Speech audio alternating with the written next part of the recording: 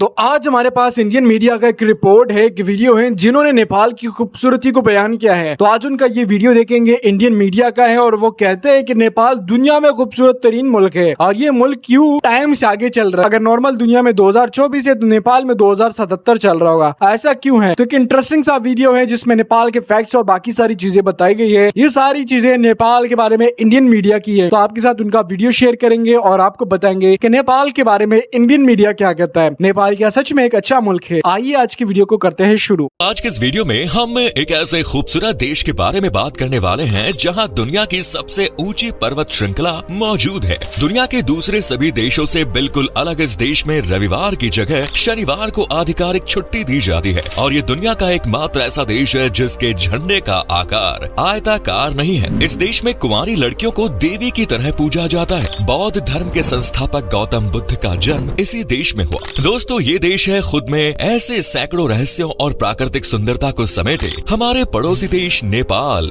तो अपनी seat belt बांधकर हो जाइए तैयार, क्योंकि हम जाने वाले हैं इस बेहद ही खूबसूरत और कमाल के देश नेपाल के सफर पर। नेपाल, जिसका आधिकारिक नाम federal democratic Republic of Nepal है, दक्षिण एशिया में मौजूद इस खूबसूरत देश के साथ पूर्व, पश्चिम और दक्षिण की ओर से भारत और उत्तर की ओर से चीन की सीमा लगती है। 1,47,516 वर्ग किलोमीटर के क्षेत्रफल में फैले इस देश में लगभग 3 करोड़ लोग रहते हैं और इस आबादी के केवल 20% लोग ही अर्बन इलाकों में रहते हैं। नेपाल में रहने वाले लोगों को नेपाली कहा जाता है और नेपाल का सबसे अधिक जनसंख्या वाला शहर है काठमांडू, जहां देश के लगभग 10% लोग रहते हैं। इस जगह को मंदिरों का शहर कहा जाता है। काठमांडू ही देश की राजधानी भी है और इस शहर को देश का सांस्कृतिक और आर्थिक दिल भी माना जाता है। नेपाल की आधिकारिक भाषा है नेपाली, लेकिन नेपाल में भारतीयों की अधिक संख्या होने की वजह से यहाँ नेपाली के अलावा मैथिली और भोजपुरी भी काफी लोकप्रिय है। वैसे तो नेपाल एक धर्मनिरपेक्ष देश है, लेकिन इस देश के लगभग 82% लोग हिंदू धर्म को मानते हैं। हिंदुइज्म के अलावा बुद्धिज्म, इस्लाम, किरात और ईसाई यहाँ के प्रमुख धर्मों में शामिल है। भारत के बाद नेपाल दूसरा सबसे बड़ा हिंदू आबादी वाला देश है। सबसे कमाल की बात यह है कि नेपाल में धर्म के नाम पर लड़ाइयाँ और हिंसात्मक घटनाएं लगभग ना के बराबर हुई है। अब अगर हम इस देश के इतिहास की बात करें तो प्राचीन काल से ही नेपाल का इतिहास काफी समृद्ध रहा है। लिखित इतिहास की माने तो नेपाल के क्षेत्र पर सबसे पहला शासन गोपाल वंश का था। अपने शासन काल के दौरान गोपाल वंश के शासकों ने लगभग 520 सालों तक यहाँ राज किया। करीब 250 ईसा पूर्व के आसपास नेपाल का दक्षिणी इलाका मौर्य राजवंश के नियंत्रण में आ गया। मौर्य के बाद कुछ छोटे मोटे राजवंशों ने इस क्षेत्र पर अधिकार जमाने का प्रयास किया, लेकिन 4वीं ईस्वी तक नेपाल के लगभग हिस्सों पर गुप्त राजवंश ने अपना अधिकार जमा लिया। गुप्त वंश के बाद लिच्छवी राजवंश ने इस क्षेत्र पर कब्जा किया। अपने शासन के दौरान इस राजवंश के शासकों ने कई स्मारकों और शिलालेखों का निर्माण करवाया। इसके बाद 11वीं शताब्दी में खस आर्य नाम के शक्तिशाली समूह ने न सिर्फ नेपाल बल्कि पश्चिमी तिब्बत और उत्तराखंड के इलाके पर अपना अधिकार जमाया। इसके बाद नेपाल के अलग अलग हिस्सों पर कुछ छोटे राजवंशों ने अधिकार जमाने का प्रयास किया, लेकिन अंत में 18वीं शताब्दी के मध्य में एक शक्तिशाली गोरखा राजा पृथ्वी नारायण शाह ने इस क्षेत्र के सभी हिस्सों को एकजुट करके उसे आज के नेपाल का रूप दिया। लेकिन इस दौरान उन्हें कई कठिनाइयों का सामना करना पड़ा। 1815 ईस्वी में गोरखा समुदाय और ब्रिटिश ईस्ट इंडिया कंपनी के बीच युद्ध भी हुआ, जिसे एंग्लो नेपाली वॉर के नाम से जाना जाता है। ईस्ट इंडिया कंपनी को हराने के बाद गोरखा समुदाय अपने आक्रामक और क्रूर अंदाज के लिए दुनिया भर के प्रसिद्ध हो गए। इसके बाद नेपाल में राजशाही का एक लंबा दौर आरंभ हुआ। एक तरफ जहां पूरी दुनिया में लोकतंत्र को अपनाया जा रहा था, वहीं दूसरी तरफ नेपाल में राजशाही व्यवस्था स्थापित थी। फिर सन 1959 में तत्कालीन राजा महेंद्र ने नया संविधान लागू किया और लोकतांत्रिक चुनाव की घोषणा की और फिर नए प्रधानमंत्री को चुना गया। ऐसे ही बहुत उतार चढ़ाव के बाद वर्तमान समय में नेपाल में प्रधानमंत्री, राष्ट्रपति और राज्य सरकार का चुनाव संवैधानिक तरीके से करवाया जाने लगा है। अपने प्राकृतिक सुंदरता और प्राचीन धरोहर की वजह से नेपाल सैलानियों का ध्यान अपनी तरफ आकर्षित करता है। आपको बता दें कि नेपाल की टूरिज्म इंडस्ट्री सबसे बड़ी इंडस्ट्री है, जो नेपाल के जीडीपी में 6.7% योगदान करती है। लुम्बिनी, सगरमाथा नेशनल पार्क और काठमांडू वैली जैसे 7 स्थल यूनेस्को वर्ल्ड हेरिटेज साइट में शामिल है। कमाल की बात यह है कि भारतीय लोगों के लिए नेपाल का विदेश यात्रा करना आम बात है, क्योंकि उत्तर भारत के कई राज्य नेपाल से बॉर्डर साझा करते हैं और वहाँ जाने के लिए वीजा की भी जरूरत नहीं पड़ती। आपने माउंट एवरेस्ट का नाम जरूर सुना होगा, जो कि दुनिया की सबसे ऊंची पर्वत चोटी है। दुनिया में सबसे ऊंची हिम श्रृंखलाओं की संख्या 14 है, जिनमें से 8 सिर्फ नेपाल में स्थित है और इसमें दुनिया की सबसे ऊंची श्रृंखला माउंट एवरेस्ट भी नेपाल में ही है। दोस्तों, भूकंप के मामले में नेपाल दुनिया भर में प्रसिद्ध है। दरअसल भारतीय प्लेट लगातार उत्तर दिशा की ओर बढ़ते रहते हैं, जिस वजह से नेपाल में भूकंप के खूब केसेस देखने को मिलते हैं। भूकंप के अलावा रॉक स्लाइड्स और लैंडस्लाइड्स जैसी प्राकृतिक आपदाओं के केसेस भी यहाँ आम है। नेपाल में रोजगार की काफी कमी है, जिस वजह से नेपाल के लोगों को रोजगार की तलाश में भारत और अरबी देशों में जाकर काम करना होता है। यहाँ के कई अशिक्षित और अकुशल श्रमिकों को धोखाधड़ी करके पूर्वी एशिया के कई देशों में ले जाया जाता है और उनका पासपोर्ट जब्त कर लिया जाता है। न सिर्फ रोजगार बल्कि शिक्षा की मूलभूत जरूरतों को भी पूरा करने के लिए यहाँ के स्टूडेंट्स को दूसरे देशों में जाना पड़ता है। 1951 के आसपास एक ऐसा समय था जब नेपाल की लिटरेसी रेट सिर्फ 5% थी। आज ये लिटरेसी रेट बढ़कर 70% से ऊपर हो चुकी है। नेपाल की सरकार आज शिक्षा और स्वास्थ्य व्यवस्था में सुधार लाने के लिए पूरा प्रयास कर रहा है। दोस्तों, नेपाल का राष्ट्रीय झंडा दुनिया का एकमात्र ऐसा राष्ट्रीय झंडा है जिसमें 2 त्रिकोणीय आकार को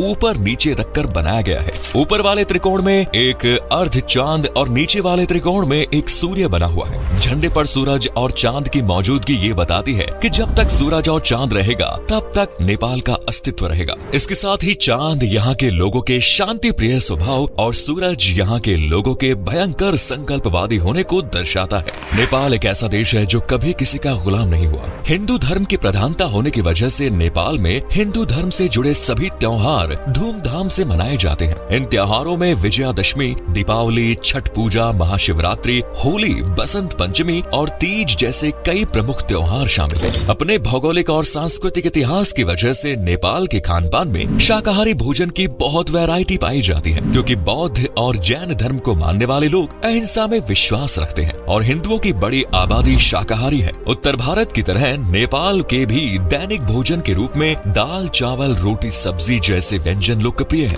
किसी त्योहार के दौरान यहाँ युमारी पकवान बनाए जाते हैं, जिसे चावल के आटे से बनाया जाता है और इसके अंदर नारियल भरा होता है। इसके अलावा सेल, रोटी, मोमोज और सांधेको जैसे फास्ट फूड और स्नैक्स काफी लोकप्रिय है। इन व्यंजनों के अलावा यहाँ फर्मेटेड चावल का इस्तेमाल करके सफेद बियर बनाई जाती है, जिसे छंग कहा जाता है। 2017 में वॉलीबॉल को नेपाल के नेशनल स्पोर्ट के रूप में घोषित किया गया। उससे पहले नेपाल का राष्ट्रीय खेल दांडी बियो था। इन दोनों के अलावा कबड्डी, लूडो, चेस और कैरम खेल भी यहाँ काफी प्रसिद्ध है। दशरथ स्टेडियम नेपाल का एकमात्र अंतर्राष्ट्रीय स्टेडियम है जहाँ लगभग सारे नेशनल और इंटरनेशनल खेल खेले जाते हैं। दोस्तों, नेपाल एकमात्र ऐसा देश है जहाँ पर कुंवारी लड़कियों की पूजा करने की संस्कृति और परंपरा है। नेपाल में कुमारी का मंदिर भी बनाया गया है। नेपाल एक ऐसा देश है जिसको खूबसूरती की वजह से रूफ ऑफ द वर्ल्ड कहा जाता है और इसी वजह से यहाँ लोग सबसे ज्यादा घूमने आते हैं। ये देश चारों तरफ से पहाड़ियों से घिरा है, जिस वजह से नेपाल और भी ज्यादा खूबसूरत नजर आता है। नेपाल का क्राइम रेट बहुत ही कम है, जो इस देश को एक परफेक्ट टूरिस्ट प्लेस बनाता है। ट्रैकिंग की वजह से हर साल यहाँ लाखों टूरिस्ट आते हैं। ट्रैकिंग के अलावा नेपाल में घूमने और देखने के लिए कई ऐसी जगह हैं जो आपको किसी और देश में देखने को नहीं मिलेगी। नेपाल की राजधानी शहर काठमांडू को देश का सबसे खूबसूरत शहर माना जाता है। ये शहर 1400 मीटर की ऊंचाई पर स्थित है और इतनी ऊंचाई पर होने की वजह से काठमांडू में हर साल ठंड का मौसम बना रहता है। यही वजह है कि लोगों की सबसे पसंदीदा जगह में शामिल है नेपाल का काठमांडू। इस शहर के 15 किलोमीटर के दायरे के अंदर ही यूनेस्को की 7 वर्ल्ड हेरिटेज साइट्स हैं। इसके अलावा पशुपतिनाथ मंदिर देखे बिना आपकी नेपाल यात्रा तो अधूरी ही रह जाएगी। यह मंदिर पूरे नेपाल में सबसे ज्यादा देखा जाने वाला मंदिर है। विदेश से भी लोग पशुपतिनाथ मंदिर काठमांडू से 3 किलोमीटर उत्तर पश्चिम में बागमती नदी के किनारे स्थित एक हिंदू मंदिर है और यह मंदिर नेपाल में शिव का सबसे पवित्र मंदिर माना जाता है। लुम्बिनी नेपाल की एक ऐसी जगह है जिसे देखे बिना कोई अपने घर वापस लौटने के बारे में सोच भी नहीं सकता। ये वो जगह है जहाँ भगवान बुद्ध का जन्म हुआ। ये बौद्ध तीर्थ स्थल है। मंदिर और मठों से हटकर अगर बात करें नेपाल में पोखरा आपको खूब लुभाएंगे। पोखरा नेपाल का दूसरा सबसे बड़ा शहर है जो 900 मीटर से ज्यादा की ऊंचाई पर मौजूद है। यहाँ की खूबसूरती देखने के लिए हर साल लाखों लोग बड़ी संख्या में यहाँ पहुँचते हैं। पोखरा की सबसे खास जगह की बात करें जिसे आप बिल्कुल भी मिस नहीं कर सकते, वो है डेविस फॉल।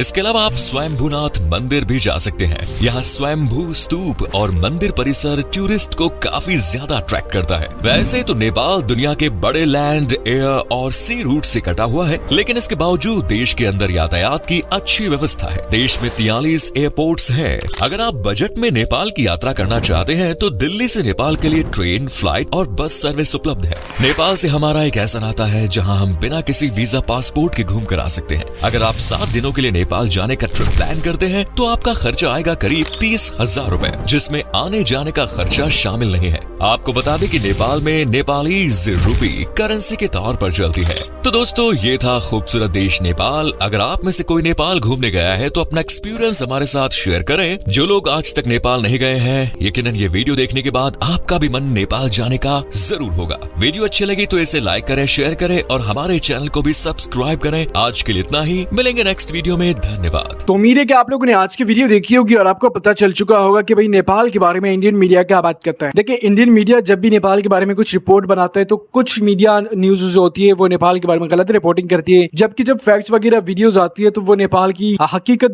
बताते हैं, नेपाल की हिस्ट्री बताते हैं। और ये चीज मुझे भी अच्छी लगी है कि यार नेपाल के बारे में कोई अच्छी तरीके से बात करता है या कोई अच्छी तरीके से बात कर रहा है। देखिए, आज तक हमने जितने भी रिपोर्ट्स आपको दिए हैं नेपाल के बारे में इंडियन मीडिया के, तो ज्यादातर नेपाल के बारे में रिपोर्टिंग गलत होती है। बट आज मुझे ऐसा लगा कि भाई यार नेपाल के बारे में रिपोर्टिंग सही हुई है और चीजें निकाली गई है जिससे हमें लग रहा है कि यार नेपाल के बारे में ये रिपोर्टिंग हुई है। वेल, देखिए, नेपाल एक अच्छा मुल्क है। नेपाल का जो कल्चर वाइज चीजें है वो डिफरेंट है। यहाँ का टाइम जोन थोड़ा चेंज है। यहाँ पे जो कंट्री का जो डेट है वो अलग है। जो बाकी दुनिया में चलता है वो भी चलता है नेपाल में। इस टाइम पे दुनिया में 2024 चल रहा है, जबकि नेपाल में आई थिंक मेरे अंदाजे के मुताबिक 2077 या 78 चल रहा होगा, 2078। तो वो दुनिया से थोड़ा मुख्तलिफ हो जाता है क्योंकि वहां पे पहाड़ी है, तो वो पहाड़ियों को उसके हिसाब से कैलकुलेट करके मुल्क का नाम जो है वो हिसाब से करते हैं। वेल, आप सबने देखा होगा कि भाई नेपाल एक खूबसूरत मुल्क है जिसके बारे में इंडियन मीडिया का रिपोर्ट था। अब इंडियन मीडिया भी अच्छी रिपोर्टें करने लगा है। तो अगर आज का वीडियो आप लोगों को देखा होगा, फैक्ट्स आपको पता चल गए होंगे। फैक्ट्स में बहुत सारी चीजें हैं। फैक्ट्स में अगर हम देखते हैं तो नेपाल का सबसे बड़ा माउंट एवरेस्ट है, लुकला एयरपोर्ट है। इसके अलावा अगर हम देखते हैं तो नेपाल का झंडा ही एक फैक्ट है। तो ये सारी फैक्ट्स थे। अगर आज का वीडियो अच्छा लगा है तो लाइक, शेयर और सब्सक्राइब आप लोग लाजमी कर सकते हैं।